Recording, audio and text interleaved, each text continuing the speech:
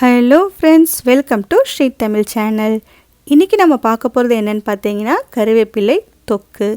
இட்லி, தோசை, சப்பாத்தி, சாதம் அப்படின்னு எல்லாத்துக்கூடையும் பொருந்துகிற மாதிரியான ஒரு சிம்பிளான அட்டகாசமான சைட் டிஷ் இது.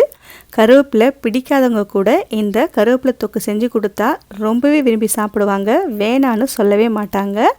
முக்கியமாக ஒரு மாதம் வரைக்கும் கூட இந்த தொக்கு கெட்டு போகாது. வாங்க இந்த ஹெல்தியான கருவேப்பிலை தொக்கு எப்படி செய்யலான்னு பார்க்கலாம். முதல்ல இந்த கப்பால் ஒரு 3 கப் கருவேப்பிலையை 3 தடவை நல்லா கழுவிட்டு தண்ணியை வடிகட்டிட்டு எடுத்து வச்சுருக்கேன். இப்போ இது கூட ஒரு 1½ ஸ்பூன் மிளகு சேர்த்துக்கங்க. ஒரு சின்ன எலுமிச்சம்பழ அளவுக்கு புளி சேர்த்துக்கங்க. ஒரு 12லேருந்து 15 காஞ்ச மிளகாய் சேர்த்துக்கங்க. இப்போ இதை மிக்சியில் சேர்த்து தேவையான அளவுக்கு தண்ணி சேர்த்து நல்லா மைய அரைச்சி எடுத்துகிட்டு வந்துடுங்க. இந்த அளவுக்கு சட்னி மாதிரி அரைச்சி எடுத்துகிட்டு வந்துடுங்க. இது அப்படியே இருக்கட்டும். அடுத்து ஒரு பேனில் 1/4 கப் நல்லெண்ணெய் இல்லைன்னா கடலை எண்ணெய் சேர்த்துக்கங்க. எண்ணெய் சூடானதும் ஒரு 1/2 ஸ்பூன் கடுகு போட்டு தாளிச்சுக்கோங்க. கடுகு வெடித்ததும் 1 ஸ்பூன் உளுத்தம்பருப்பு சேர்த்துக்கங்க. ஒரு 3/4 ஸ்பூன் சீரகம் சேர்த்துக்கங்க. ஒரு 1/4 ஸ்பூன் பெருங்காயத்தூள் சேர்த்துக்கலாம். இப்போ இது எல்லாமே பொரிஞ்சு வந்ததும் நாம் அரைச்சி வச்ச கருவேப்பிலையை சேர்த்துக்கலாம். கூடவே ஒரு 1/4 ஸ்பூன் மஞ்சள் தூள் சேர்த்துக்கங்க. வறுத்து அரைச்ச வெந்தய பொடி ஒரு 1/4 ஸ்பூனுக்கும் கம்மியாக சேர்த்துக்கங்க. வெந்தய பொடியை மறக்காமல் சேர்த்துக்கங்க. இதுதான் இந்த கருவேப்பிலை தொக்குக்கு ஒரு நல்ல ஃப்ளேவர் கொடுக்கும். இப்போ இது எல்லாத்தையும் சேர்த்து ஒரு முறை நல்லா கலந்து விட்டுக்கங்க.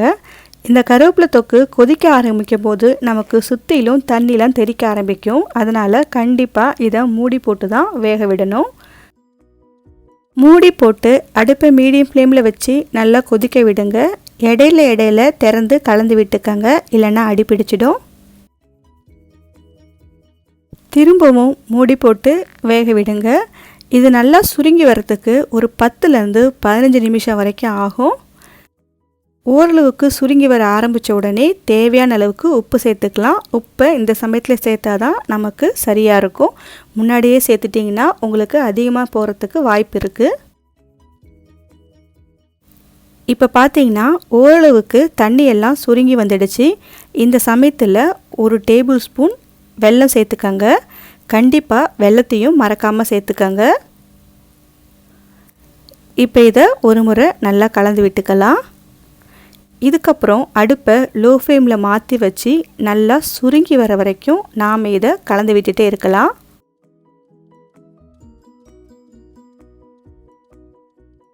இந்தளவுக்கு தொக்கு நமக்கு சுருங்கி வரணும். ஓரங்களில் எண்ணெய் பிரிய ஆரம்பிக்கணும். இந்த அளவுக்கு சுருங்கி வந்தால் தான் தொக்கு நமக்கு சாப்பிடவும் ரொம்பவே நல்லாயிருக்கும். அதே மாதிரி ரொம்ப நாள் வரைக்கும் கூட கெட்டு போகாது. பாருங்கள், இந்த அளவுக்கு உதிரி உதிரியாக வரணும். இப்போ நாம் ஸ்டவ் ஆஃப் பண்ணிடலாம். தொக்கு ஸ்பூனில் எடுத்தால் கரண்டியில் ஒட்டக்கூடாது. அந்த அளவுக்கு நமக்கு சுருங்கி வரணும். அவ்வளவுதான் ஃப்ரெண்ட்ஸ். இந்த கருவேப்பிலை தொக்கை நீங்கள் உங்கள் வீட்டில் ஒரு முறை ட்ரை பண்ணி பார்த்துட்டு எப்படி இருக்குன்னு சொல்லுங்கள். இந்த ரெசிபி உங்களுக்கு பிடிச்சிருந்தால் லைக் பண்ணுங்கள், ஷேர் பண்ணுங்கள். ஸ்ரீ தமிழ் சேனலுக்கு சப்ஸ்கிரைப் பண்ணுங்கள். தேங்க்ஸ் ஃபார் வாட்சிங்.